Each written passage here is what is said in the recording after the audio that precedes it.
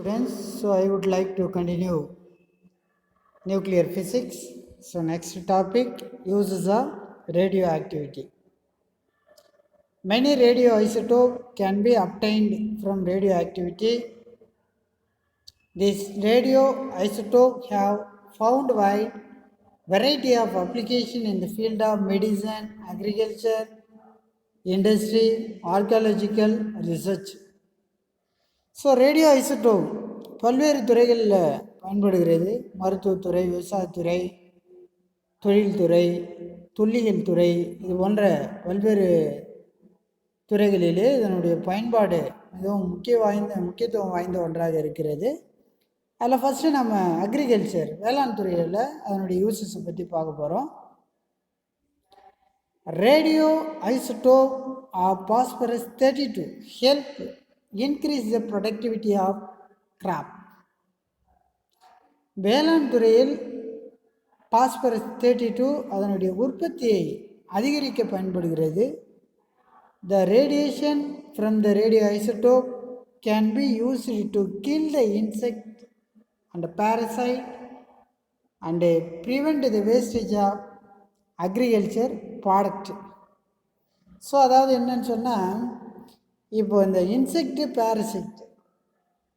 இன்செக்டு பூச்சிகள், ஒட்டுண்ணிகள் என்ன பண்ணோம் அப்படின்னு சொன்னால், இந்த விதைகள், தாவரங்களுடைய விதை தாவரங்களை வேஸ்டேஜ் ஆக்கும், சாப்பிட்டுட்டு வேஸ்ட் ஆக்கிறத. இது மூலயமா அந்த பாஸ்பரஸ் 32 மூலயமா நம்ம என்ன பண்ணலாம் அப்படின்னா ப்ரிவென்ட் பண்ணலாம், பாதுகாக்கலாம். Certain perishable cereals exposed to radiation remain fresh beyond their normal life, enhancing the storage time. So அதே போல் பார்த்தீங்கன்னா பெரிஷபிள் cereals, அழுகக்கூடிய நிலையில் உள்ள விதைகளை பாதுகாக்கிறதுக்கும், அதே போல் விதை தாவரங்களை பாதுகாத்து லாங் டைம் பாதுகாத்து ஸ்டோர் பண்ணி வைக்கும்போது அதனுடைய வேஸ்டேஜை அவாய்ட் பண்ணி ஃப்ரெஷ்ஷாக அதை மெயின்டைன் பண்ணுறதுக்கும் இந்த பாஸ்பரஸ் 32 அக்ரிகல்ச்சர் ஃபீல்டில் யூஸ்ஃபுல்லாக இருக்குது. Very small dose of radiation prevent the sprouting and spoilage of onion, potato and gram.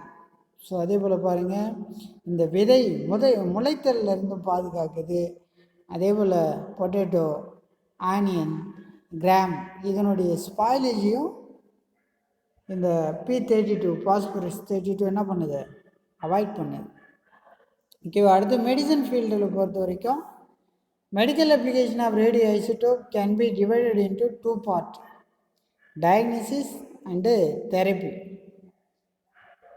நோய் கண்டறிதல், அதுக்கு அடுத்தது தெரப்பி அப்படின்னு சொன்னால், ஸோ அதை பற்றி நம்ம அடுத்து பார்க்கலாம்.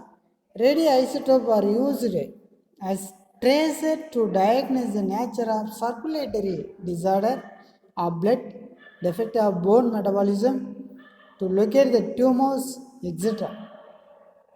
சரி, அந்த ரேடியோ ஐசோட்டோப் வந்து பார்த்திங்கன்னா பிளட்டோடைய சர்க்குலேட்டரியில் ஏதாவது ப்ராப்ளம் இருந்தாலும்,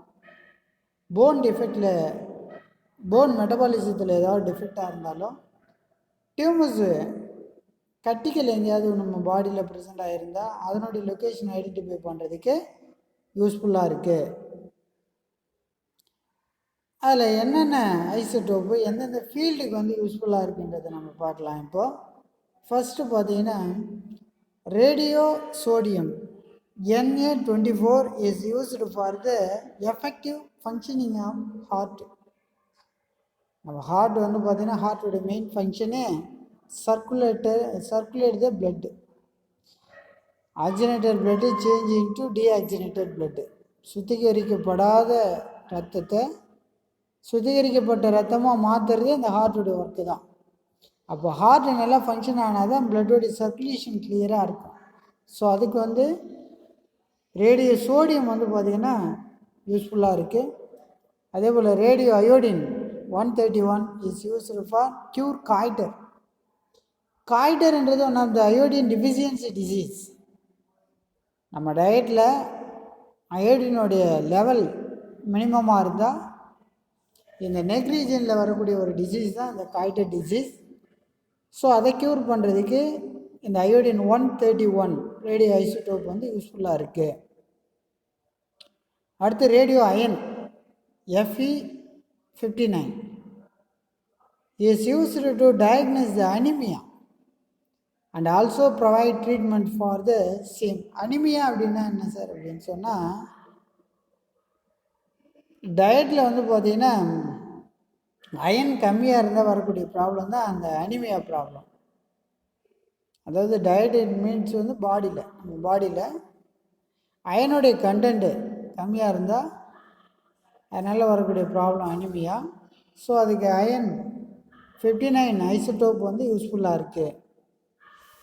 அதே போல் radio phosphorus is used in the treatment of skin disease.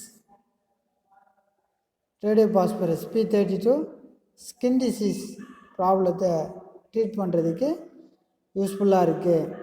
அதே போல் radio cobalt C30 and radio gold AU198 are used in the treatment of skin cancer. There are 4 type of skin cancer இருக்குது.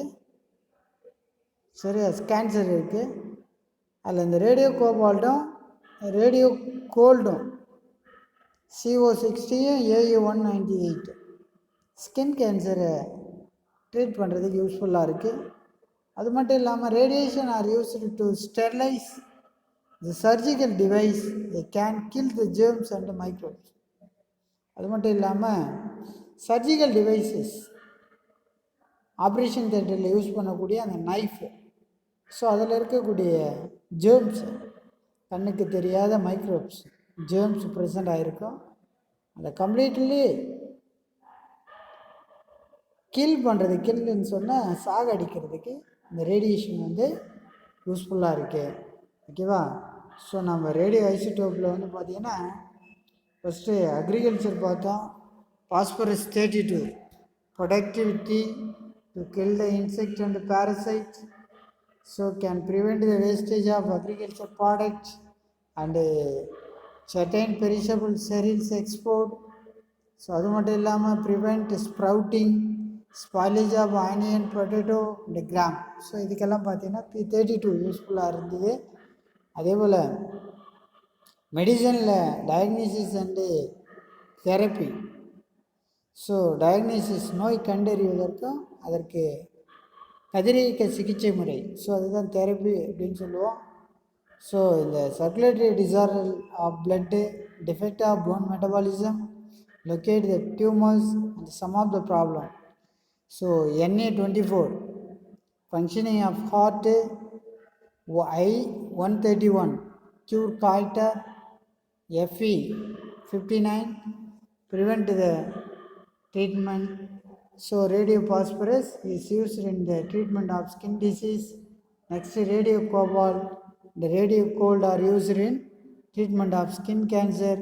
Radiation are used to sterilize and the surgical device can kill the germs and microbes.